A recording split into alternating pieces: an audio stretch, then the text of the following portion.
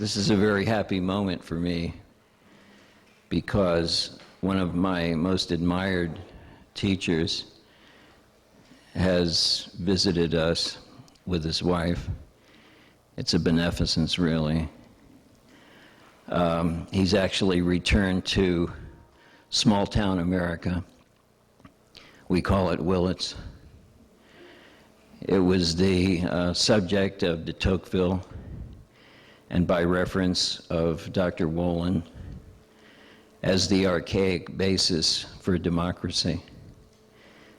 And it's my wish and hope that a renewed insight through these small towns will bring wholesome health to America.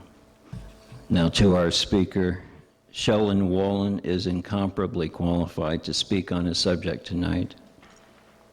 He is a scholar and a thinker, and in him that is not an oxymoron.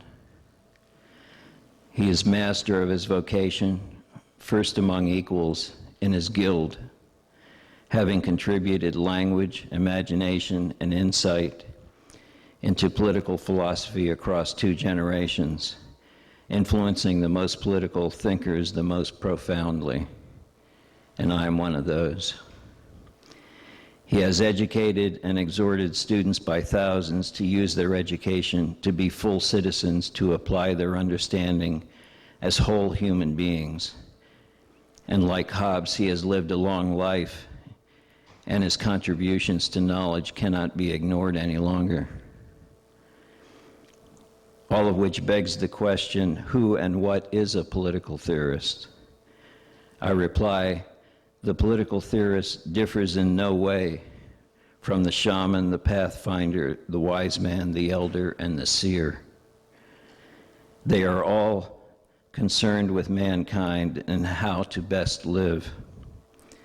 From the beginning of the race, we have had the same need for universal understanding of the almost inexpressibly powerful aspirations for justice, for community, and for harmony, so as to survive and to thrive and to be one with the natural balance and order. The political is simply the manifested aspect of that great mountain of human wisdom. By the same token, universal understanding is necessary to detect folly and corruption and despotism and avoid their destructive effects. We have a case in point today. The current political model, the utilitarian concept of man, which conditions for obedience, subordination, direct and indirect control, mindless repetition, and especially mindless self-sacrifice. All primarily conducive to a given elite's selfish purposes. The expansive concept of who and what the human is, which I understand as implicit in Dr. Wolin's work, leads inevitably to a concept of the political wherein lasting societies and governments harbor and protect the individual soul as a microcosm of creation, a glory of nature, a special gift embedded in its mystery. And this brings us to the devotion of the political theorist. Why is he so devoted to his own society and increasingly to humanity, with the sense that we are all one seed and one flower that blossoms and withers as one? To use the Greek root for theory, theoria, it means to behold from a distance. Many have become enthralled with their own visions and constructions after viewing society from a distance. Few return with the wisdom, but our guest is a constant citizen, as well as a universal mind. The work will go into posterity, but the citizen is with us. Sheldon Wolin.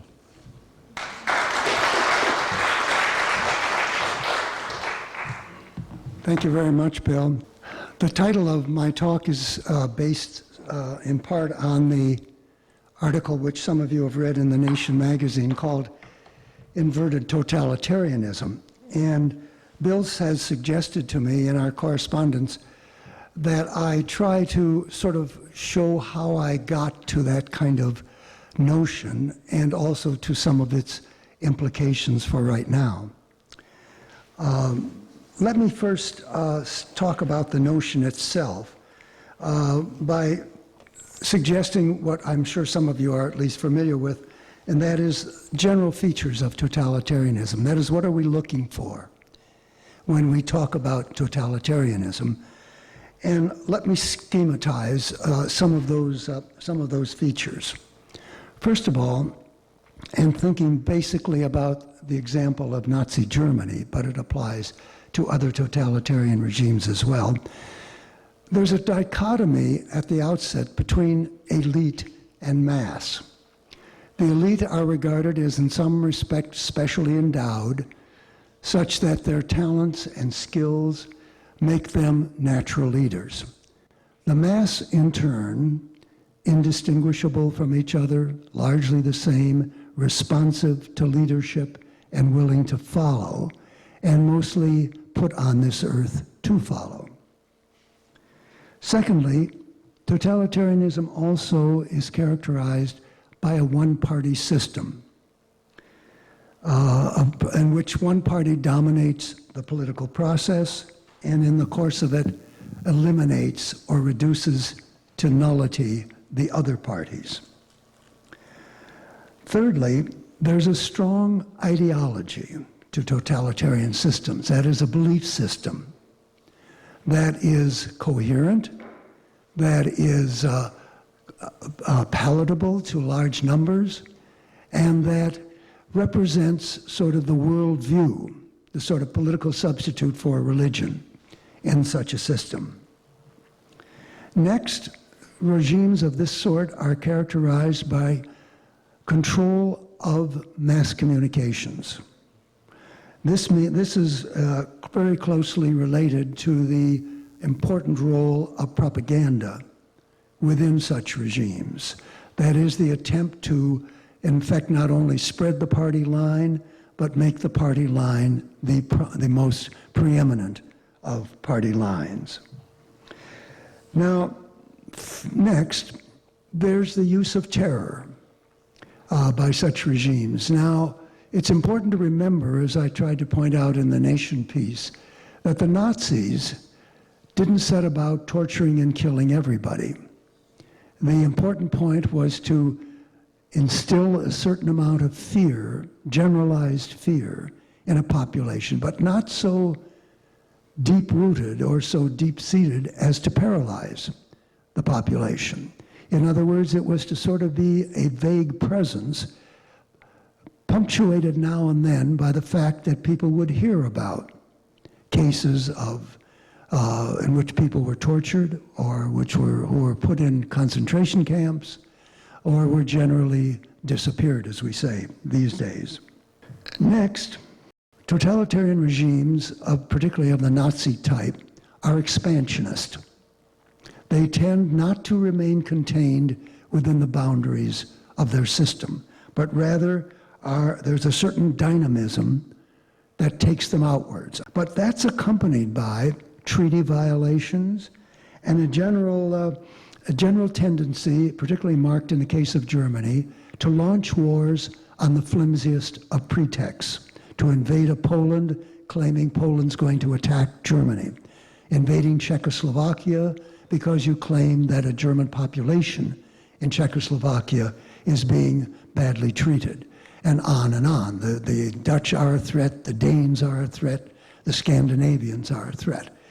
So that the pretext on which foreign wars are fought are ones in which the regime takes the initiative and which, by most rational accounts, there's very little basis for their claims about it.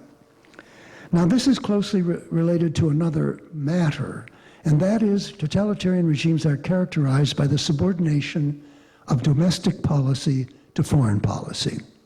Foreign policy and its demands financially, its demands in terms of manpower, Its demands in terms of resources have the first precedence. And domestic policy tends to be put on the back burner, tends to be relegated to the point where it mostly takes the form of trying to prevent widespread discontent and or rebellious or mutinous feelings among the populace. Finally, they are societies in which military virtues are exalted, in which heroism, manliness, willingness to die, willingness to sacrifice are not just virtues, they're preeminent virtues, exalted virtues. Now, turning from then this sort of general sketch, let me now try briefly to say what I mean by inversion, by the inverted totalitarianism. What I mean by that is this, that a political system can approach or even imitate a totalitarian system without not only seeming not to be a totalitarian regime, but even professing to be the opposite of a totalitarian regime. Now, that's not an easy point to make, but it's going to be crucial, because if we take, for example, the question of elections, under the Nazis, elections were mostly staged, that is, managed, controlled, and in which the choices were very few, in fact, non-existent. So that elections really became plebiscites. That is, they became yes or no's, with the no's not even counted.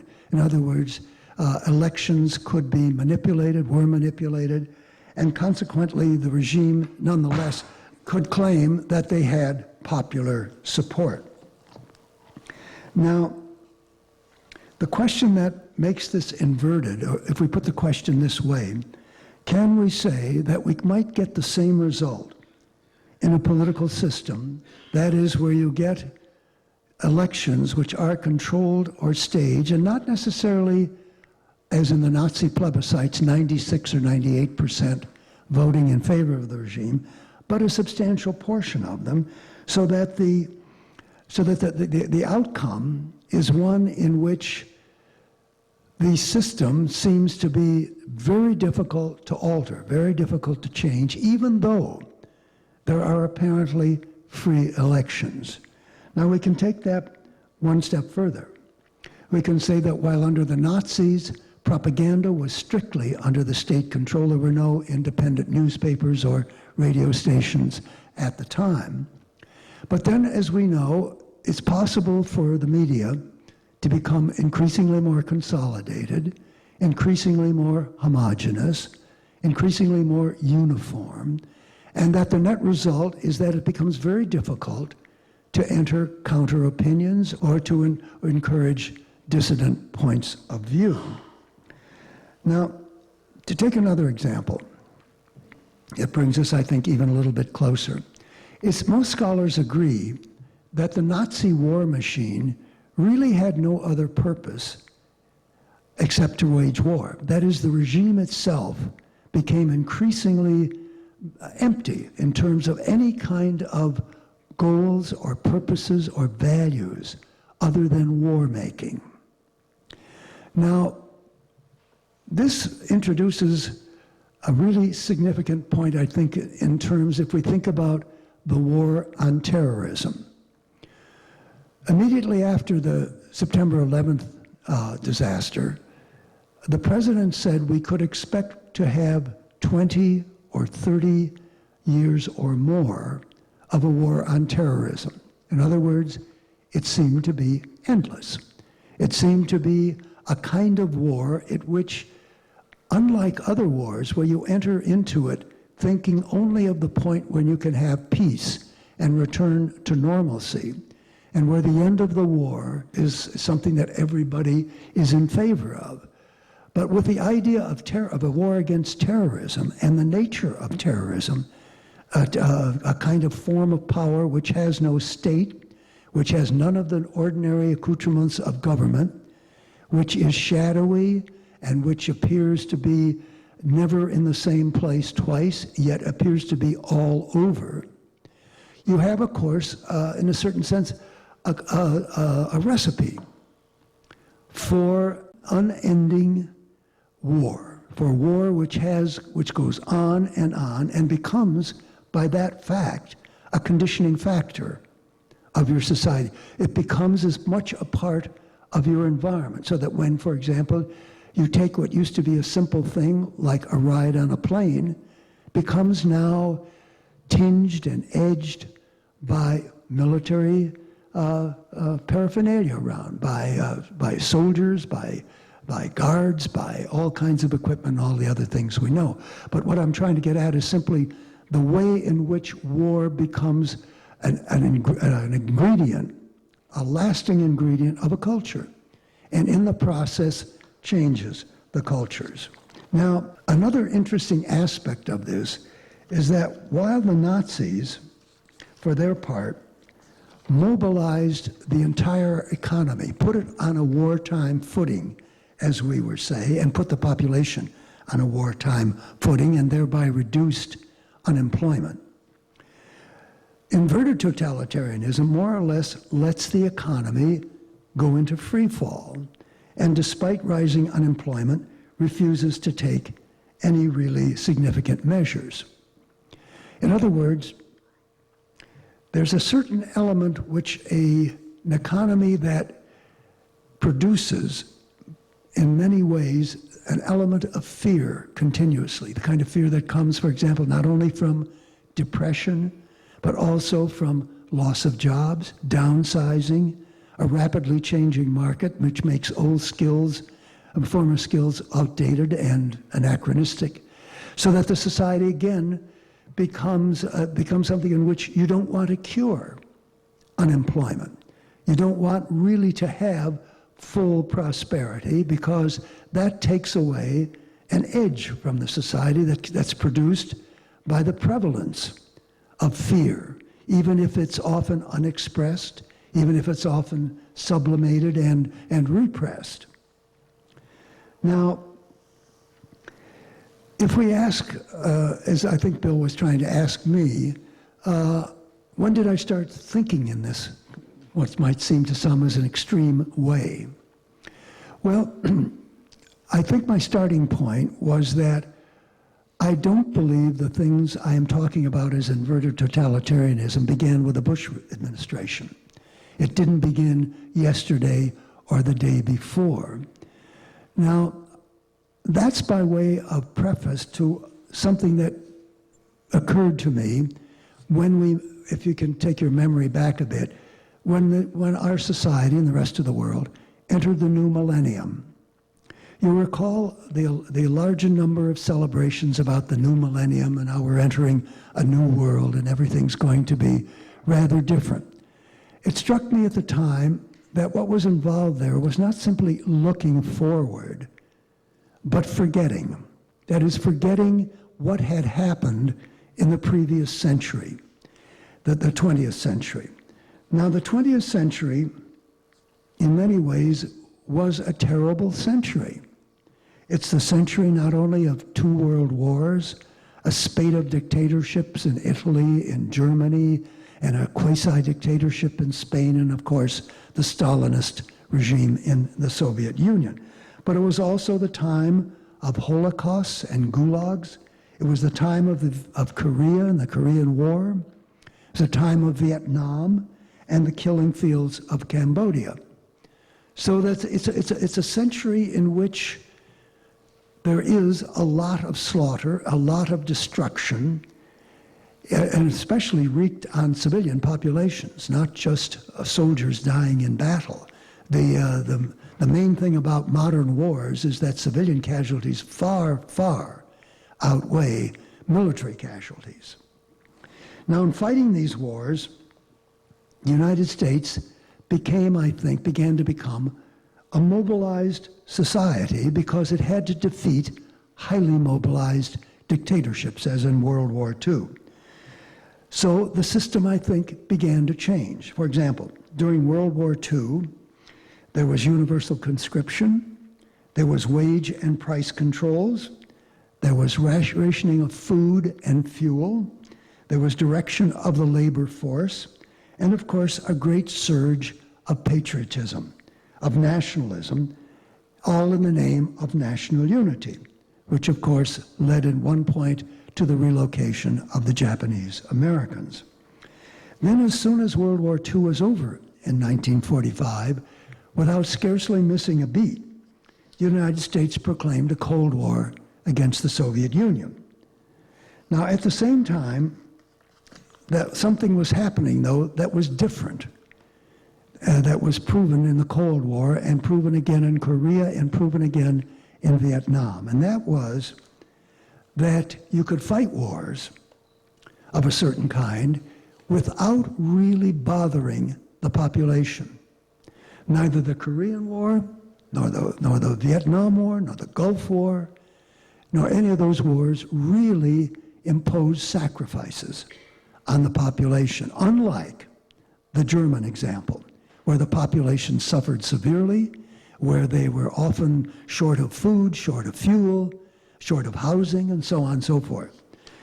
Now, in this period where this new development was taking place, there was also, as we know, some changing views beginning in the Cold War era. Views about civil liberties, views about loyalty, views about patriotism, which found their way into loyalty tests and found their way into blacklists, and in general produced something in American society which, except for the brief so-called Red Scare following World War I, really had very little precedent. Now, while this was going on, that is again contributing to the atmosphere of fear, even though it was often in the background rather than direct, was something that political and social scientists began to discover. They began to discover something about what they called the American voter. And they learned that the American voter was really, at best, a very anemic citizen, that they were uninterested, that he or she was uninterested in politics, that they were ignorant of politics, that they were unmotivated to vote. And sure enough, in the period following World War II, the actual percentage of voters who took active part in elections began to slowly go down. Now, at the same time that this mass of uninterested, apolitical voters began to take shape, political and social scientists discovered something else. They discovered public opinion polls. Now, the juncture between those two things, that is, between an apathetic citizenry and the discovery or invention of polling, meant, of course, that polls were being directed at an apathetic citizenry. And, of course, the polls, it was quickly learned, could be constructed. And along with that is, you could devise the questions you wanted, that you could get, in a certain sense, the answers you wanted. That you, in other words, were creating, through the polls, a method of manipulation. It's always important to remember that voting research and polling began as market research. It began at the University of Michigan, where the Survey Research Center basically got into business by business. That is, conducting marketing surveys, so that the voter and the consumer became, again, almost interchangeable items. The result was, I think, the beginning of the development of what you could call a pseudo-democracy. That is, a democracy whose opinion was solicited, whose opinion was, it looked as though as their opinions were really wanted by the politicians and the leadership. But it was a democracy that, of course, existed within the confines of the polls.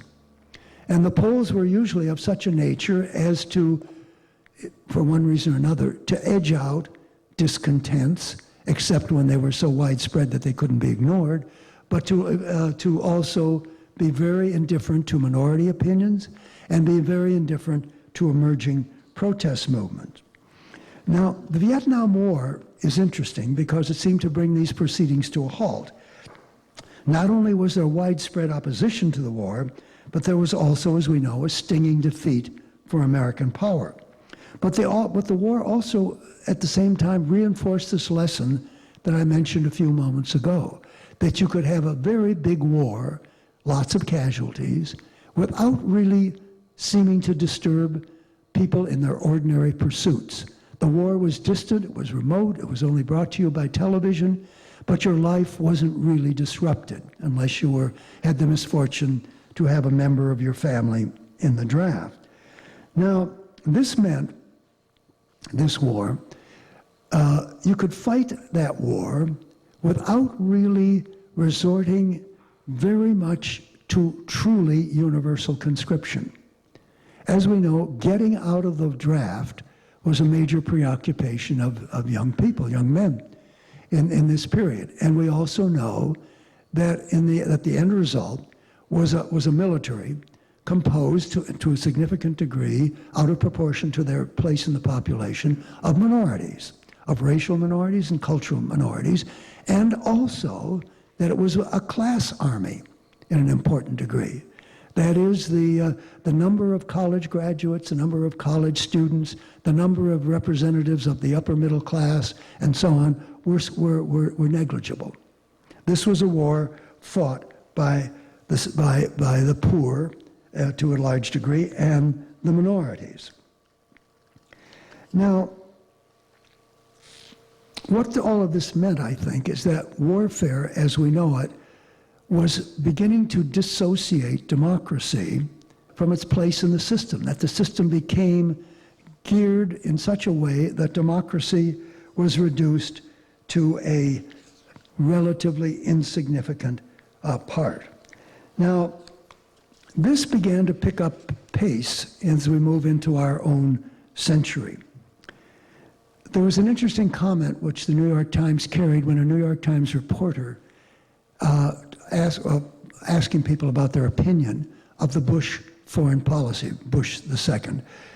And she explained her support for that policy by saying, after all, I'm quoting from her, after all, we are an empire. Now, the fact that empire and superpower are becoming part of the common political vocabulary signifies, I think, that important changes are really taking place, or have been taking place. We can see how something is amiss if we simply try to combine the word superpower with democracy. Who ever heard of a superpower democracy? Who ever heard of an imperial democracy? The combination sounds, as they say in philosophy, oxymoronic. That is, they don't fit together. They're opposed, and they shouldn't be in the same tandem. As I've said before, those words indicate, I think, again, an important systemic change. And changes have been taking place. Let me outline some of those changes with an eye towards trying to suggest how they fit into a more or less of a inverted totalitarianism. First, the presidency. Wars, and even these kind of wars that I've been talking about, expand presidential power. We know that from as recently as Vietnam, where Congress did what it did with the war against Saddam Hussein. That is, they virtually gave the president a blank check. Now, it's well to recall the words of Abraham Lincoln. Lincoln said at one point that no man, I'm quoting from him, no man should have the power, should hold the power of taking the nation into war. No one man should hold the power of taking the nation into war.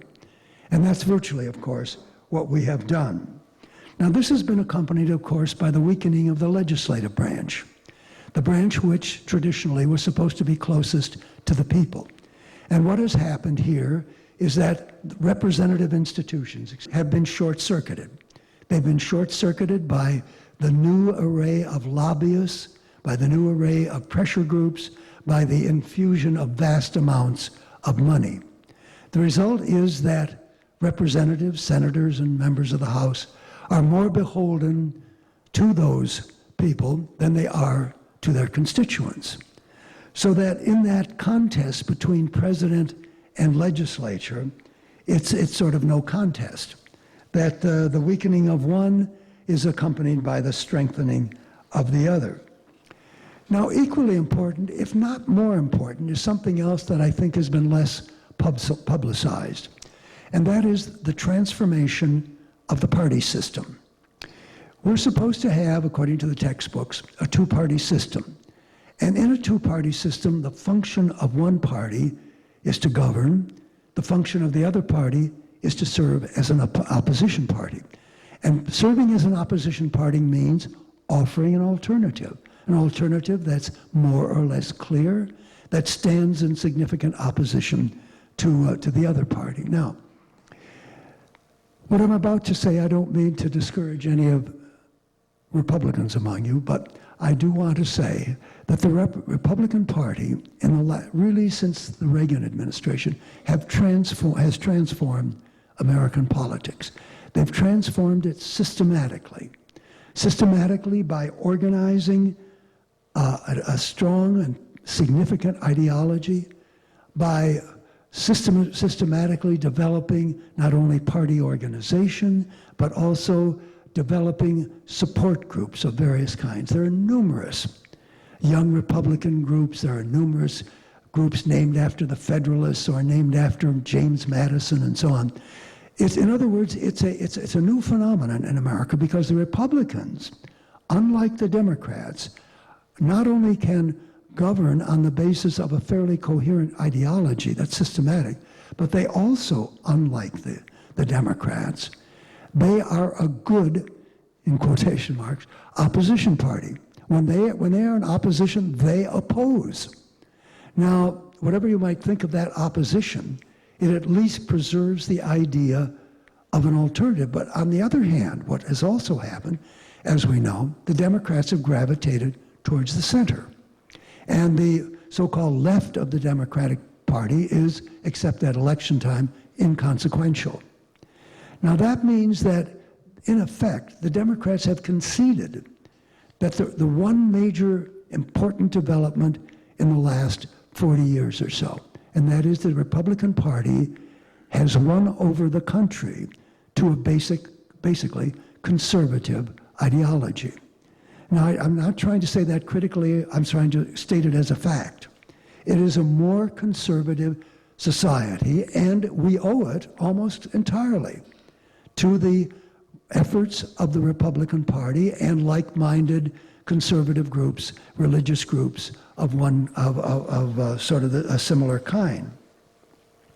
Now, the result is that as a result of the Republicans being a gung-ho party and the Democrats being feckless, is that you virtually have a one-party system, even when the Democrats are in office. I mean, Bill Clinton was a centrist, and the centrists said, we are going to be fiscally responsible and conservative on financial matters. There's little to separate the Democrats from the Republicans. As a result, there's no significant opposition party, which, as we pointed out before, is related to the character of a totalitarian system.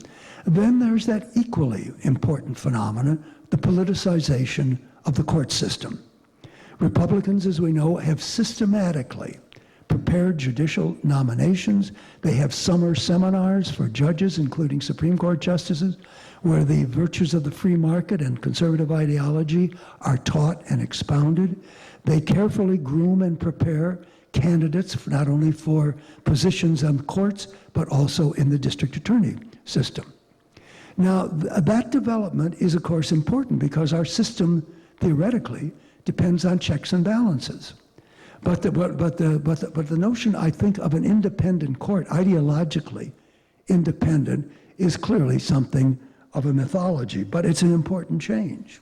Now, I could continue this, but let me just reel off very quickly because I realize I'm beginning to run short of time and your patience. But media concentration is also another building block of this thing, and I don't have to belabor that point. We all know what it means, but it means once more the diminishing of alternatives, the suppression of alternatives without taking people to concentration camps or beating them up or even forcing them to do things they wouldn't want to do. The homogenization of opinion that follows from this, I think, begins to look more and more like what it means to live in a system where a dominant ideology is really dominant. It means, among other things, other developments which contribute to that. Not the least of them is the changes in universities. This is a very important development which probably hasn't received the attention it should have. But universities now are very, very deeply penetrated by corporations. In MIT, for example, corporate types sit on the faculty as regular faculty members without really being faculty appointments. There similarly are cooperative research undertakings between corporations and universities. Now what's important about that is it's one more tendency to undermine intellectual independence. This is seen most clearly on not only what's happening with the universities, but think about think tanks. Think about the fact that most of the think tanks in the country are bankrolled by corporations. The vast majority of them are conservative. The vast majority of them are Republican.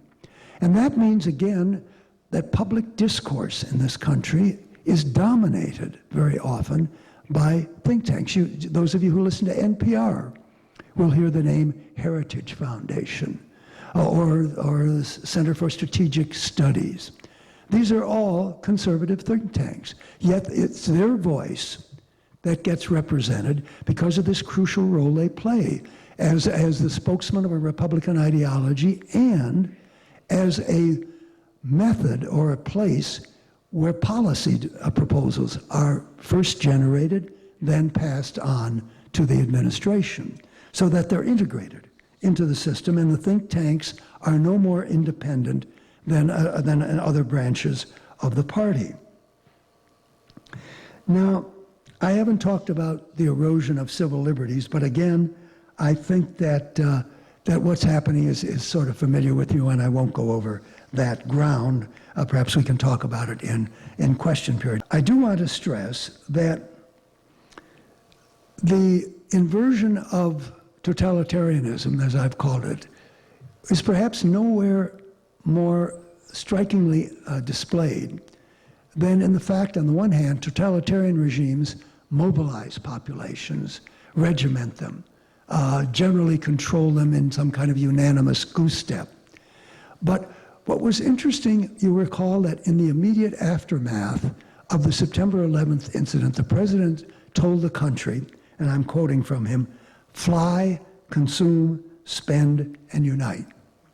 Now, if you're at a war, in a war, as the war on terrorism was supposed to be, what you want is sacrifice and pull together. Let's all pitch in. But the president didn't ask anything of us. He told us to consume. The only thing he asked of us, chillingly, was, of course, to inform if we saw suspicious-looking people. But again, what I'm trying to get at, to put it very simply, totalitarianism seeks to mobilize populations. Inverted totalitarianism seeks to demobilize them, seeks to keep them in a demobilized condition, which is exemplified not only by this example that I have given, but also by the kind of apathy which afflicts the public, and which there's no real effort on the part of political parties to generally attempt to affect. Now, this situation, let me close now by saying, it's not easy to say what is to be done, because it's a system that's in position now, not simply something, one incident or one development or one tendency that's occurring. It's a combination of elements. And I don't think it's an exaggeration to call it critical totalitarianism. But then what do we do?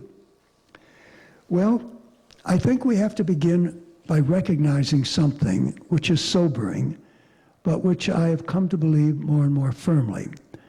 And that is that I think we make a mistake if we think about our political system as a democratic system. And that's not because the people in power are hypocrites. That's not it at all. It's rather that I don't think it's possible for democracy to be a political system under present conditions. That is, to really overlay the whole thing: society, economy, government. Now, the reason for that is democracy, I don't think, can govern a huge, complex society such as ours. And I think the day is past when it can. Now, there's also one other thing that contributes to that. And that is, it's a remark, if I could quote a remark of Aristotle. Aristotle said that democracy is the form of government run by those who work. Now, that's an important insight because it means that you don't have time. You don't have time to participate all the time, and you don't have what the rich have, the ability to buy proxies, proxy representatives, proxy people in charge of pressure groups, all the rest of it, fundraising, et cetera, et cetera, et cetera. So democracy begins from a disadvantage. It begins from the fact that ordinary people work. And that means that their political possibilities are from the outset severely restricted. Now, what that means, I think, are two things. One, I think you have to think of democracy, I think, first of all, as basically an opposition movement. That getting into power is going to be a rare occurrence the higher up you go in the hierarchy, higher up from local to county to state to federal. The higher up you go, the less the possibility of genuine democracy. You may get representative government or touches of it, but you won't really get democracy because you're, in a certain sense, undercutting the whole point. The whole point being that if democracy is based on those who work should also be in power. Now, it follows from that, I think, that the democratic citizen has to be viewed as someone who does work, but who can find, nonetheless, opportunities to take part. And that means, I think, we get back, even though it may seem trite to say so, we get back to localism. The only thing in which we can really comprehend, both in our energies and even in our intellects, are things that lie closer to us, that we know something about, and that which are not of sufficiently large scale to overcome all the disabilities of democracy. That's not a cheery prospect, and I'm not cheerleading, because I think it's a relatively grim prospect we face. But I do think we can take heart, because there is democracy in the way I've defined it all over the country. It's isolated, it's weak, it tends to be occasional, it tends to be episodic, but I think that doesn't mean that it's either impossible, but what is impossible is to take over a system, because I don't think, when push comes to shove, that democracy wants to govern, and I don't think it ought to govern in the simple sense of the people running the system. I think instead we have to think in different terms. Thank you.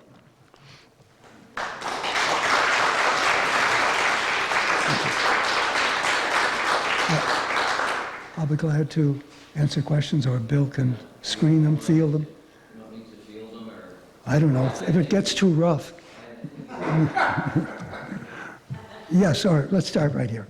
You mentioned at the beginning of your talk that totalitarianism is expansive. Could you expand on that? There's a lot of good scholarship on the nature of the Nazi regime, and there's a widespread consensus among scholars that the Nazi regime really had no point, that beyond expansion, war, mobilization for war, there was really nothing they really wanted to get, that the dynamism of war was their way of trying to push outward the energies that they were mobilizing internally. Mobilizing them internally meant regimenting, controlling, and that's what they wanted. But then the question became, what do you do with it once you mobilize? And the answer was war. Now, in the case of the Nazis, this mobilization was one that proved ultimately destructive. Now, because for all the obvious reasons, they not only lost the war, the society was devastated, but the the point one's trying to get at here is to raise the question, and perhaps I didn't spell this out enough, is to raise the question, what's the dynamism that drives inverted totalitarianism? In the Nazis, it was called Lebensraum. That is, we need living space. Now, when we think about it, the answer I come up with is that the dynamism, that is what really drives that system, is a combination that's, first of all, never reached the point it has reached now in American political history. The interpenetration of corporations into the state machinery. That's a crucial, crucial development. But the second thing, and corporations, as we know, capitalism is expansive. It moves around. It wants markets here, there, globalization. We all know how that goes. At the same time, what is also there is the nature of contemporary capitalism, which depends so importantly on technology and the application of science to technology, to production. Now, as we know, the nature of modern science, like modern technology, is to be continuously changing, to have a dynamic that forces it to do away with things it once believed in the past, with inventions it once believed in the past, and bring in something new. Computers are, of course, a beautiful example of it. But that kind of dynamism, which with the integration of science and technology into corporations, so that corporations now do more basic research than universities, gives to the American system, I think, the kind of push that the Germans got from other things. Somebody over there. Yeah, go ahead. I'm a revisionist historian. That's okay. I'm from Northern California. And what that means, and my name's Professor Ping Pong, by the way. What that means is that I don't buy the accepted history of what happened with the Nazis, with the war in Europe, that I see a different truth that happened there. And what's your question? And the connection of that truth with what's going on right here in America is very profound. Sure, go ahead. That means that the same forces that brought Hitler to power, that ravaged Europe, are the same forces that are bringing America to this totalitarian state, that are ravaging America and the rest of the world for their own gains. And I'm incredulous that you have something to say like these forces are, these forces are going to rule the world and there's nothing that we can do about them. And it's preferable to democracy. It's preferable to what our input is going to be for a world view, or are we going to go with the input of the totalitarians? Obviously, they have the power. They have been imposing their will on the people of the planet for thousands of years already. And I think our first and most important task is to understand that, to understand what really happened historically and what's happening right now. Without that understanding, we have no hope of trying to rectify the situation, that we can see the direction it's going. Yeah, I would like to follow up on that point in asking, I think it's fairly well known that President Bush, his two grandfathers, were actively involved in the munitions industry in Nazi Germany. And even then realized that the national state was something to manipulate. Mm-hmm. And I would ask you to comment on whether the national state now is being manipulated like any other organization for profit and gain. The short answer is yes. Yes, the point I was trying to make is that you're getting this integration of corporation and state now, which is, although the favoritism to corporations is an old story in American history, we know that. But what again one is talking about is the systematic relationship between the two. It's seen in little things. I mean, it's seen in things where you get corporate executives as the head of the departments of defense. At the same time, you get retired generals who go into corporations. and now into the media. But I don't disagree with that. I think that that's certainly the case. I think one has to say that there are important differences of degree that set off this inverted system from classic totalitarianism. For example, under the Nazis, capitalists were not in the driver's seat. They were a significant element in the regime, and they supported the regime, but they did not call the tunes. Now, you just have to look at the occupation in Iraq now to know that it's a different story going on right now. So that the relationship between corporation, between big business, between capitalism, whatever you want to call it, and the system has now taken a sort of quantum jump because they're becoming indistinguishable.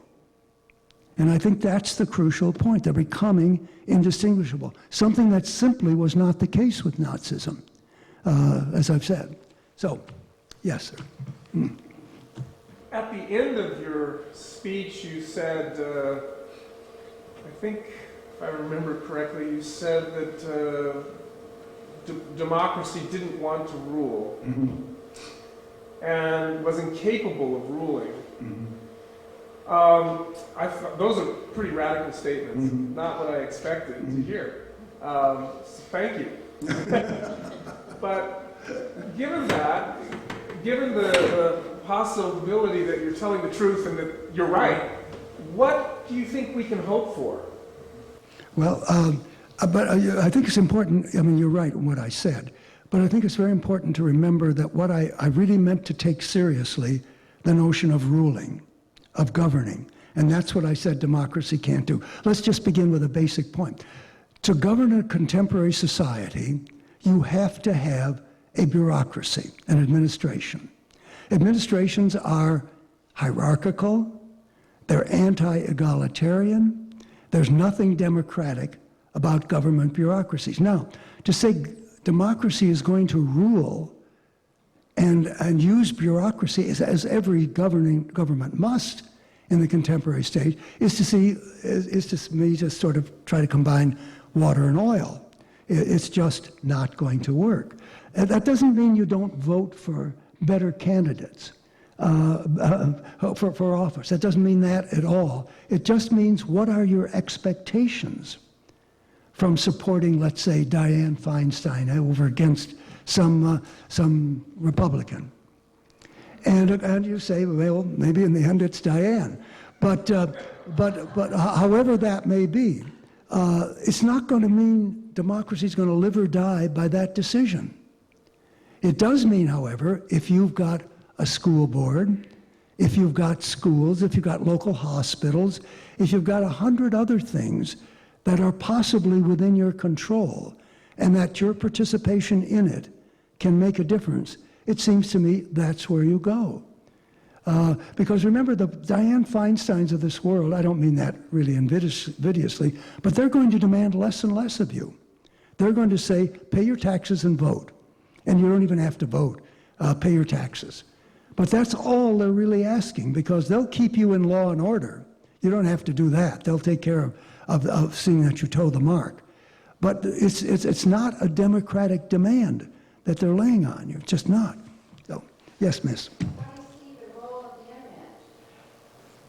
How do I see it? Well, not being on it, I don't think I'm qualified to talk. I do think, I guess I do think that the original enthusiasm that saw the internet as a great democratic invention or contribution, I think is partially right.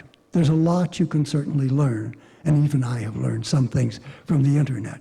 But I think that we're always faced with that problem, which is the more your communication system gets internet, the easier it is to control it. And we also know that that's what's going on right now is a continuous fight, like the Patriot Act, which again gave the authorities the right to inspect library acquisitions, to look at what books particular individuals read, what books they bought at the bookstore. My question to you is, it seems to me that the Europeans are more engaged politically, are more aware, and less apathetic. If you agree with me, Yeah, I do. why is that? It's not easy to give an answer, except to say that I think the European political cultures have been much more vibrant and alive for no other reason. I would point out that you have two things going, and I'm sure there are many, many more, but you do have parties with a difference.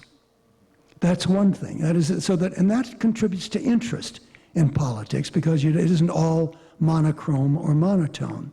The second thing is you have, I think, particularly I'm thinking of countries like France and Germany and Britain and Italy to a lesser degree, but you have countries in which there really are and really are cherished independent intellectual positions. There's a much more, I don't mean to be tooting a horn simply because I was a university person, but an independent intellectual establishment, if I can use that word, is really very crucial, as long as they're independent, because it introduces a critical medium and something for people to think about and rally around or take and carry further. And I guess I would signal out those things as the basic. Well, wait, you've been taught. Well, let's get this gentleman back there, please. I was wondering, you said it seemed there's some inherent flaws in democracy. Mm-hmm. Is there some other system that could be in some way representative of a broad range of individuals that might work in the obviously complex culture that we have come to live in? Sure there are. I mean, there are all kinds of proportional representation systems and other systems in which you can choose not simply one candidate, but several candidates. And if your candidate doesn't win, your vote gets moved down the column. They all exist. But I think, while that, there are just so many problems with trying to introduce a new development into a system which is so systematized now and so dominated by money and big money, really big money, and also by the collaboration between money and the media, that it's really very difficult to conceive of an electoral gimmick that will really change things. Because again, the danger you can run, and this is something that the Weimar Republic that preceded Hitler ran into, and that is that they had systems of proportional representation, but the result was you splintered parties. You had a multi-party system with no party ever getting a majority. And this made for relatively weak governments at a time, this is during the Depression, the Great Depression, in which strong, effective state action was needed.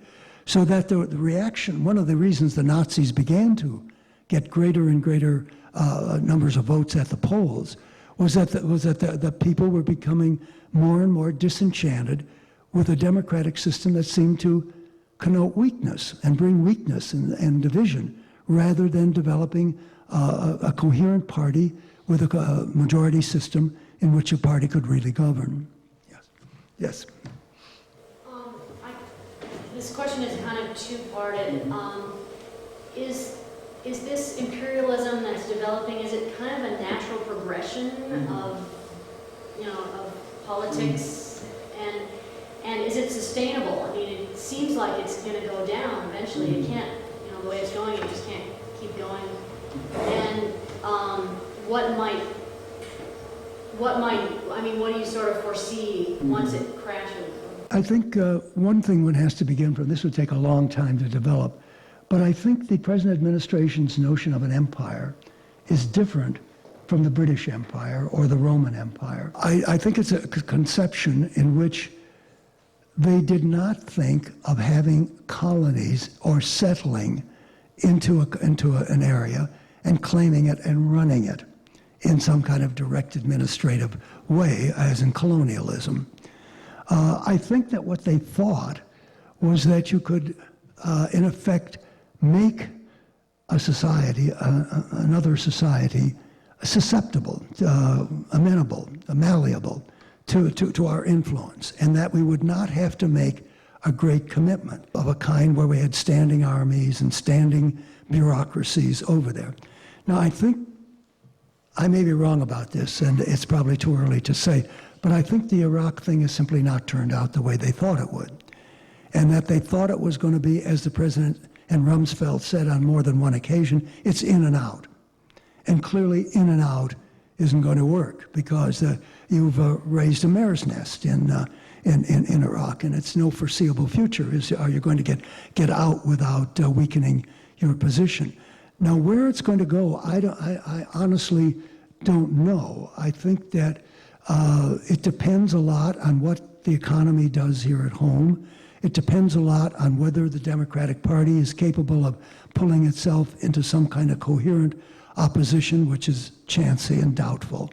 So that it's simply hard to say. I mean, certainly if the economy recovers, Bush will get an extraordinary mandate, as he's already got one. And that's going to create a greater impetus for what's going on. Now, again, one could talk about, without, I think, getting terribly far, except to mention it, that there apparently are some kinds of elements in the Bush administration that are thinking about remaking the world, especially beginning with the Middle East.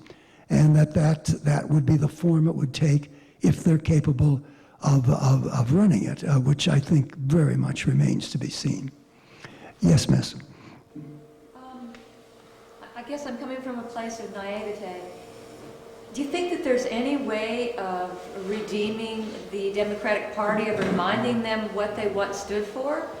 Or does one simply vote for the Green Party because it's something new? I mean, I'd like to do something that will make a difference. You see, again, we get back to the point. For the Democratic Party to compete against the Republican Party, it's got to compete in all the ways that the Republican Party has been successful. In fundraising, in media campaigns, and on. So that even if the Democratic Party has a certain will to move back to the left a bit, it's going to be very difficult because the conditions under which parties compete now are not conducive to that kind of thing. Plus the other fact which I pointed out, which I think the success of the Republicans in creating a generally conservative electorate.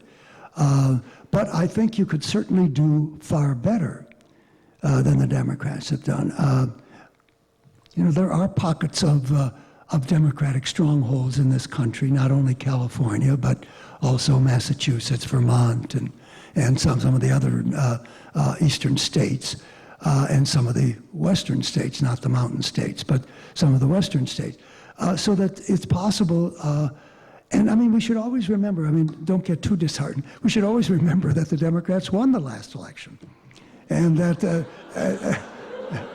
and that's no small point, because it indicates, that it's a terribly evenly divided electorate. But to make my point again, at a certain level, it doesn't mean much, because the more they're alike, it doesn't make much difference if they're even or not. It only makes a difference if there's a dissimilarity that's substantive. So.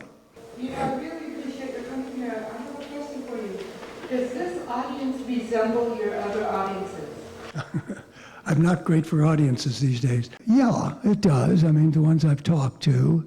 And I do think that Northern California and the part we all live in is different from a lot of other places. I mean, there is more activism here, more participation than virtually any place except parts of Vermont and Massachusetts. That it simply is the case. So that in one sense, you're all unrepresentative of the country as a whole, but one shouldn't overstate that. One shouldn't overstate that, because things do happen in other parts of the country from which one can take heart. But I think it's very hard, particularly in a period in which the economy's in recession, to get people to think about putting their shoulder to the wheel and trying to move the country in a different direction politically when they're worried, clearly and rightly, about other things. And I think that's true probably here as well as it is anywhere. I'm just wondering how concerned you think we need to be about the fact that corporations now own the voting machines and they're becoming more and more computerized. Yeah. And it seems to me there have already been examples where it's been highly questionable that the so-called winner, and when the voters asked to see the actual tally on the software, they were told by judges this was a private corporation's prerogative. So if I'm going to cast my vote that's owned by a corporation, this seems a bit strange. No, the alternative isn't very good, though. You don't cast your vote. Oh, I absolutely believe that you must vote. Yeah. No, it's hard. It's very hard. I guess I can't overemphasize that I'm really not talking about the Republican Party as such or the corporation as such. I mean, I don't hate Republicans. What I'm really talking about is a systematic organization of politics in a way that it has never been organized before. And the Republicans are just very good at it, partly because I suppose they come from more business backgrounds and management backgrounds than Democrats do.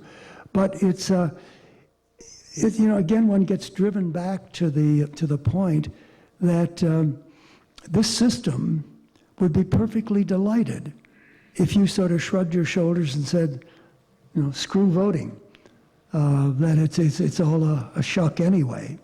And I think, once you get to that point, it's no longer a contest. You are to some degree. You are to some degree because it's very difficult to figure out how you're going to crack it.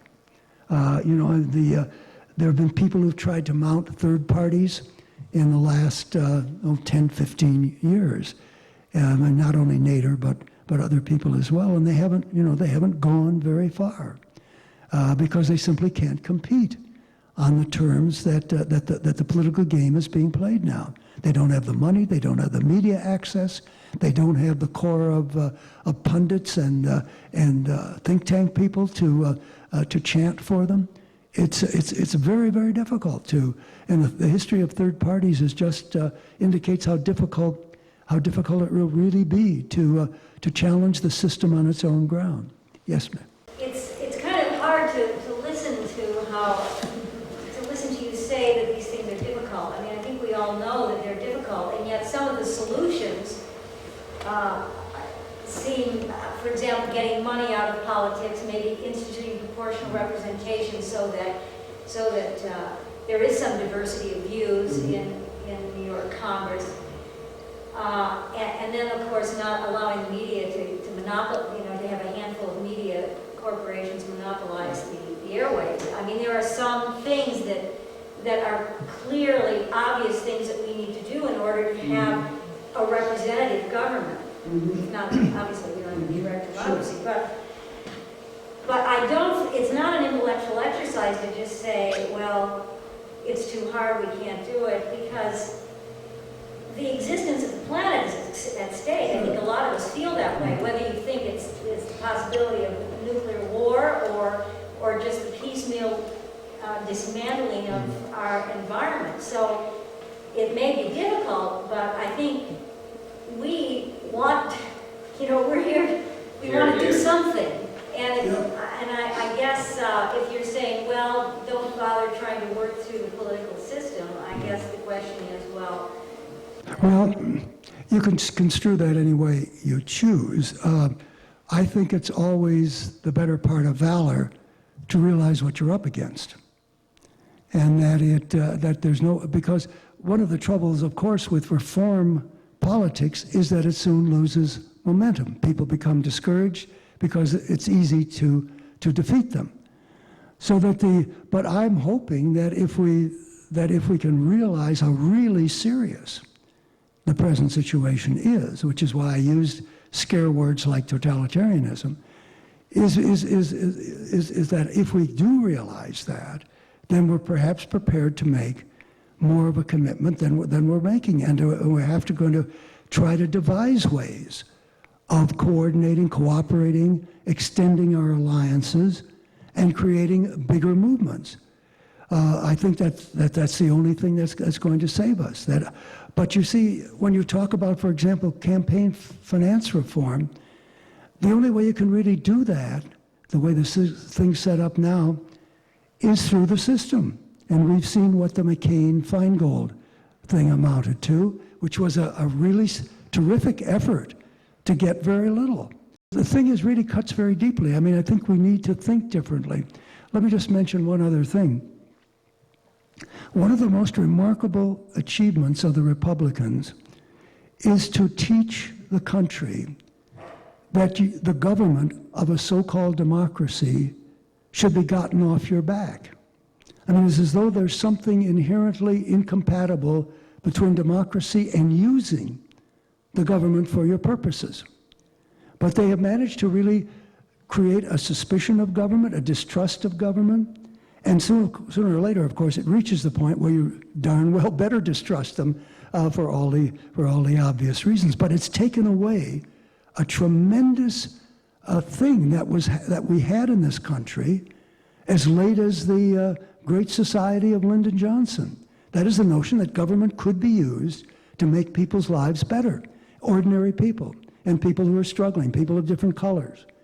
And that was a great victory from the New Deal through the Fair Deal to the Great Society. But that's been punctured. Now it's give back the taxes, and then it's all sort of summed up in that wonderful strategy that the Republicans have devised, which is you give away a huge government surplus in order that, should you not retain power, the incoming government will have nothing to do, no money to spend on social programs. I mean, that's what actually has happened. And the whole thing is involved, as I've been trying to say, a complete reversal of how we had understood government. We had understood it as an extension of the people. It's our government. And now, as I say, get it off our backs. It's a stranger. Speak about the electorate, and it's common knowledge that no more than 50% of the people in this country vote, and the beneficiaries of whatever social structures, safety nets, aid are out there to enable people to have a better life. Those people don't vote. Why don't they vote? Why don't they get off their ass and do something in their own interest? Why are the poor in this country so disenfranchised that they don't do something in their own effort? Why are we doing it for them? Why have the liberal, progressive people in this country, why has that responsibility fallen on their shoulders when the people for whom their efforts are directed don't make an effort of their, are they so incapacitated that they can't rise and speak for themselves? And if they don't, we as a whole have no chance of promoting their interest, is really what things have come down to. So what will promote the poor of this country to rise in their own interest? Will that ever happen? Or are they so disenfranchised and so hopeless that voting is not part of their vocabulary? I can answer that question if you will allow me to. Because I am poor, I am disabled, and I am a minority. And what you may not realize is the systematic Republican and Democratic turning away from state-level complete disenfranchisement of minorities. African American men, once they are convicted of any criminal action, and believe me, they are criminalized at 10 times the number of any other race, are not allowed to vote. Felony. Are not allowed to vote. It's a felony. Many of their convictions are felonies because they are convicted at a felony rate much higher than any other race. Language barriers, excuse me, I didn't interrupt you. Please don't interrupt me. Language barriers in non-English speaking but legitimate citizen areas create a very difficult ability for people to whom language of English is not their first language. Whether or not you have feelings about that, it is a voting barrier. There were incidents incidences not only in Florida in the 2000 election, but across the country, of people being prevented from voting, of their votes not being tallied correctly, and in the case of San Francisco, in the interim election, boxes full of ballots found floating in the San Francisco Bay. Do not assume that minority people have no interest. They struggle mightily to be able to actually get registered to vote, appear at a voting station and be giving a ballot and actually having their vote counted. Thank you.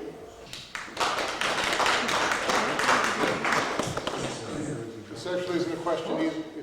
This is a tag on to an answer to his question. I think she gave it. Well, there's one other little less interesting and heartfelt, but by the time election day comes, there's nothing in it for most people. The process leading up to who gets slated leaves out 99% of Americans. I grew up in the city of Chicago, and by the time it's determined who's on the ballot, the deal's over anyway. And election day is meaningless to most people. And that's on purpose here. Oh yeah, it's part of the system. There's the money primary, where you have to raise money before you can even be seriously backed by enough people to win a party nomination, to be allowed to run against somebody else. It's not an open political system. Isn't that where they vote early and vote often? Well, you betcha. So I mean, people are weeded out and isolated. Even in local politics, by the time you're figuring out who to back for supervisor, there have been people talking about it for months before anybody's writing about it in the newspaper. Well, since we're doing freeform, I just want to add this comment.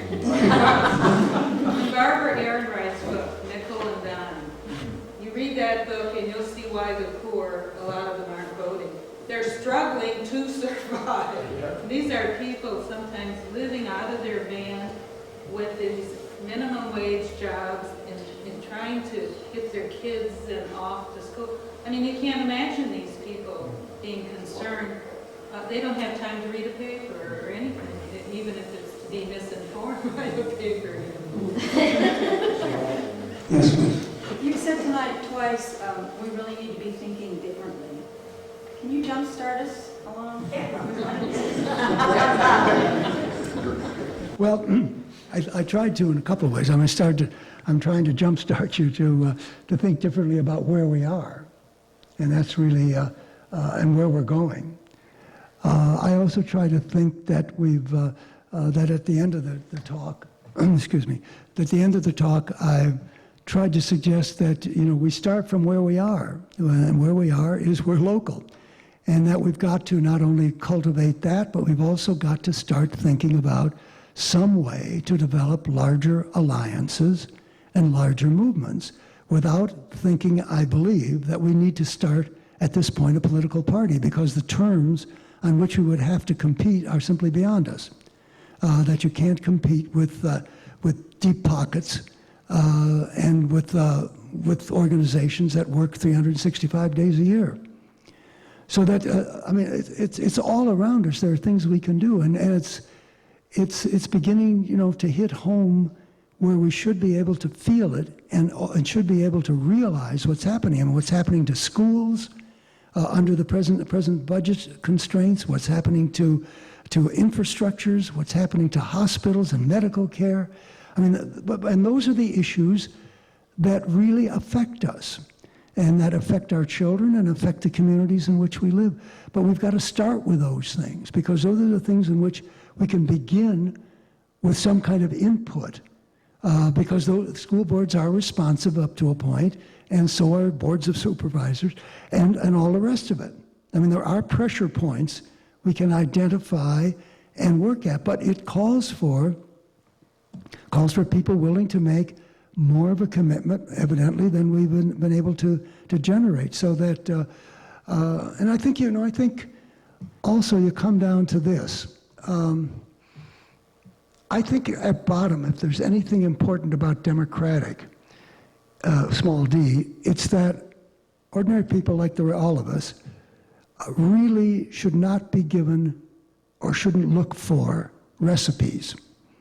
That it's up to us to devise responses, solutions to what we feel is pressing and urgent in the world around us, that we shouldn't look, that's what a democratic solution is. It's people with ordinary abilities and very ordinary free time at their disposal who can do that, who are willing to think about what could be done to improve the school thing, to improve libraries, to improve this, that, and the other thing. And I think that's part of what makes democracy more than a political system. It's an experience. It's an experience in which you grow with the challenges you're trying to meet, and you don't simply file to the voting booth on election day. Yes, sir. If the plan that the present regime has is to militarily dominate the world, and apparently that's their plan, on the ground and in the air, and that's going to take a lot of money. If the government is giving all of these huge amounts of money away, how can this government finance its military hegemony over the planet if it's going to give these vast sums of money away to the corporate elite or to the elite in this country? One way, of course, is that the government proceeds to make the military appropriations a larger and larger part of the budget. And if you've got majorities or near majorities in both houses, you can sort of do that. The other way you do it, and which you can see taking place in Iraq right now, is you try to get the country that you've dominated to pay for it. And that's, of course, a wonderful concept. We bomb them, and then they pay for their reconstruction.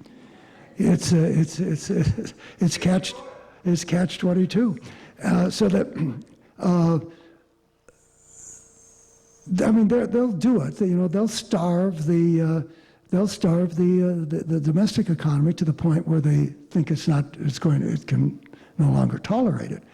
But I wouldn't underestimate their ingenuity. But I guess you also have to face, I guess they would also face the fact, I'm just sort of freewheeling at this point, I think they're sufficiently cynical that if push comes to shove and they have to scale back the military, they will. I think they will. That is to say, if the economy really stays in free fall and you can no longer deal with the numbers of unemployed and the rising unemployment benefits problem and the rising health care problems of unemployed people, then I think that political prudence would dictate that they have to go easy. And I think they would. I think we shouldn't underestimate them. They're really very good at what they do. And they're also perfectly willing to change course when they have to. And so that I don't think one should look at them as an express train heading down a track in which suddenly the rails don't exist anymore. I think they're much cleverer than that, and for that reason more dangerous. So, should we have one more? Yeah, something was sticking in my mind. I wish you'd say something about the Leo Strauss philosophy and the sycophants involved in it that are in the administration, just as a way of, to my mind, showing how very silly and short-sighted they are. Does anybody know, do people understand this controversy? There's a story in the New York Times a couple of weeks ago about how the hell-bent for domination boys in the Defense Department come out of the University of Chicago. So the question became, where did they learn all this stuff about reordering the world and dominating the world and letting the elite govern? And there's a professor of political philosophy at Chicago named Leo Strauss. And the whole thing is sort of a wondrous kind of fairy tale because Strauss wrote the most obscure books you can imagine. I don't recommend them to anybody except somebody with the patience of Job. But the point being that Strauss taught a version of elitism, which in effect suggested to those who understood him and whom he took into his circle that they were specially destined to understand politics and to rule a country. At the same time, it was a political philosophy that was very, very cool towards democracy of any kind. So that the triumph of the Wolfowitzes and the 3 or 4 other people that they mention in the department is seen as a sort of vindication of Strauss, who died quite a number of years ago. But I think it's sort of a blip on the screen that I don't think really matters that much.